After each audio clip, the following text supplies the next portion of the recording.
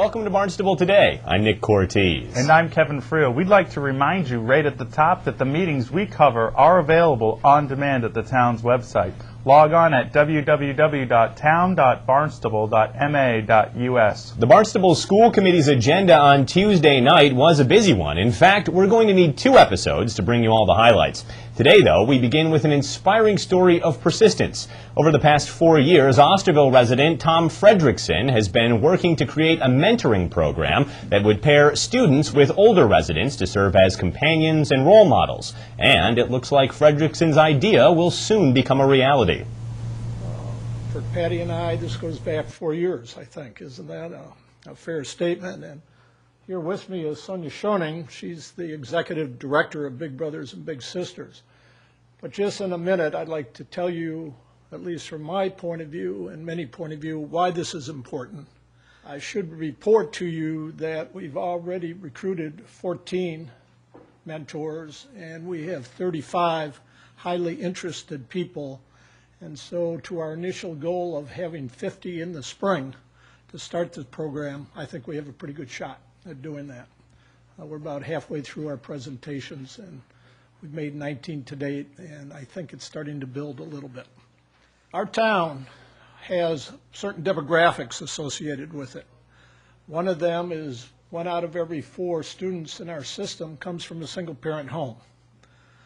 Another demographic that's important, that whatever the educational attainment is, didn't finish high school, finished at college, postgraduate degree, we earn 20% less on the Cape. And that means things are tough. And if you think in it for a second, I'm sure you all know it, that single parent home is generally headed by a mother, and she has a couple jobs, and being interested in the mentoring program, if she she loves her child, but she doesn't have a lot of time to be in the home because she's putting food on the table through those jobs. And as a consequence of that, she often is highly interested in having an additional role model in the life of her child, a friend. And that's what we're trying to find, is those role models, those friends in the life of our kids, to help them become all they can be. We're also trying to strengthen the community together, because we know about the thing the synagogue incident that you all talked to when I was at town council. We remember other instances in the town, and I have the state's juvenile court reports, which indicate that per capita here on the Cape, we have 13% higher crime per capita, per juvenile, than in the rest of the state. And we have twice the state level of drug and alcohol abuse.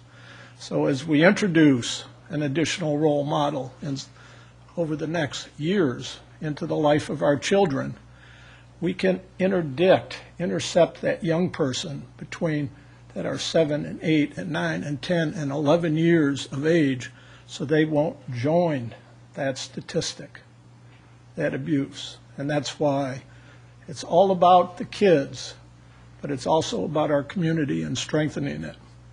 Now, we have all sorts of statistics why mentoring works, cuts down drug use, keeps kids in schools, and we'll be happy to share those with you at any time.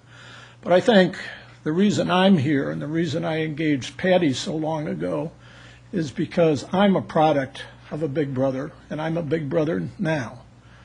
My mom passed away when I was 3, and my dad passed away when I was 8. And so by the time I was 13, that's like being a 10-year-old today, I was moving the wrong way and leading my gang to move the wrong way. I made Gales laugh, and I played sports, but my mom had 2 jobs, and I was going that way.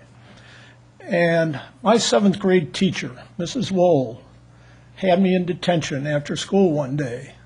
And she looked at me and said, "Tom, you're just here too much." And she pointed her finger at me and said, "What would your dad think of you now?" And that made me cry. And I ran out of the school, the back door, because I didn't want my gang to see me. And I thought that was the end of it. But Mrs. Wool, being like a lot of our teachers, went to my stepmother, who'd been married to my dad for a year before he went away, and said, I think we can help Tom. And she introduced me to my big brother, who was a business owner, or real estate agency owner in my town outside Chicago. And between my mom, who certainly was 80% of it, and my big brother and my teacher, they kind of had me trapped. And the result of it was I didn't want to go see my big brother, but I did. And after a while, I started to talk to him. And he took me to Chicago Cub baseball games, and I loved it. And I wanted to go to more. And I asked him, how could I do that? He said, you're going to have to earn some money. He took me to the Museum of Science of Industry in Chicago, like our Museum of Science up in Boston. And I said, holy cow, I love this. I'd like to design a spaceship. And so I ended up in the sciences, and I said, how can I go and become a design engineer? And he said, well, you're going to have to win scholarships to college. And to do that, you're going to have to quit trashing people. It wasn't he told me what to do, but he responded to me, and I found a new world that led to a very different world than when I was headed. That's the power of a teacher, and that's the power of the mentor.